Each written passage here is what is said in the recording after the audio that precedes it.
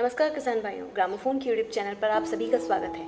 आज की इस वीडियो में हम खरपतवार प्रबंधन से जुड़ी महत्वपूर्ण जानकारियां प्राप्त करेंगे। खरीफ की फसलों में खरपतवार की समस्या न सिर्फ फसल के विकास को अवरुद्ध करते हैं बल्कि उत्पादन को भी प्रभावित कर देते हैं। खरीफ की फसलें जिनमें सोयाबीन एक अहम फसल मानी जाती है, मुख्यतः 3 प्रकार के खरपतवार पाए जाते हैं। ये खरपतवार चौड़ी पत्ती वाले हो सकते हैं, सकरी पत्ती वाले हो सकते हैं या वार्षिक घास भी खरपतवार की श्रेणी में आते हैं। आइए अब जानते हैं कि आखिर खरपतवारों के प्रकोप से फसल को किस प्रकार की क्षति होती है।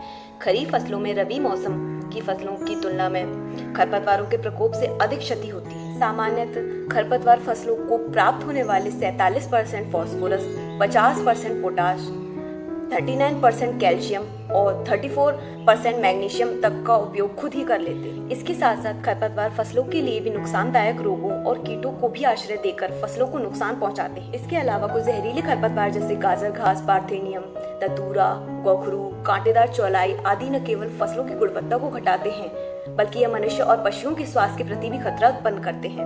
अब जानते हैं फसलों में खरपतवार का प्रबंधन करने की विधि। खरीफ फसलों में खरपतवार प्रबंधन हम अलग अलग विधियों से भी कर सकते हैं। इन विधियों में मृदा सौरीकरण, यांत्रिक विधि या रासायनिक विधि आदि का प्रयोग किसान कर सकते हैं। यांत्रिक विधि के अंतर्गत डोरा चलाकर खरपतवार को नष्ट किया जा सकता है। अब आते हैं मृदा सौरीकरण पर। इस तकनीक के अंतर्गत विभिन्न मोटाई की पारदर्शी पॉलीथीन शीट जो 50 से 100 मिली माइक्रोन की होती है, समतल नमी युक्त मिट्टी की ऊपरी सतह पर फसल की बुवाई से पहले 4 से 6 सप्ताह तक फैलाकर रखें। इससे मिट्टी की ऊपरी सतह का तापमान बाहरी तापमान की तुलना में 80 से 120 सेंटीग्रेड ज्यादा किया जाता है। ऐसा करने से मिट्टी की ऊपरी सतह में जमा खरपतवारों के बीजों में अंकुरण होने की शक्ति कम या निष्क्रिय हो जाती है।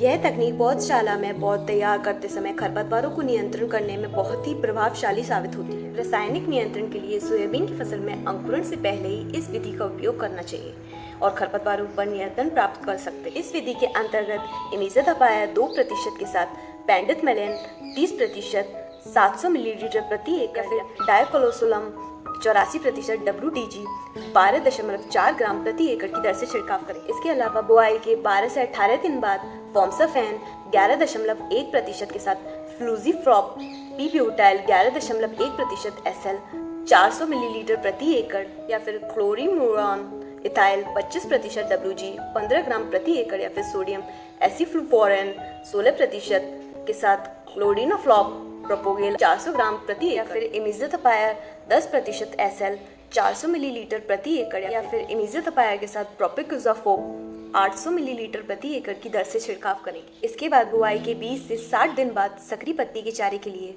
प्रोपिकोज़ाफोप 10% EC 400 मिलीलीटर प्रति एकड़ या फिर क्विज़ल ऑफ इथाइल 5% EC 320 से 400 मिलीलीटर प्रति एकड़ की दर से छिड़काव करें।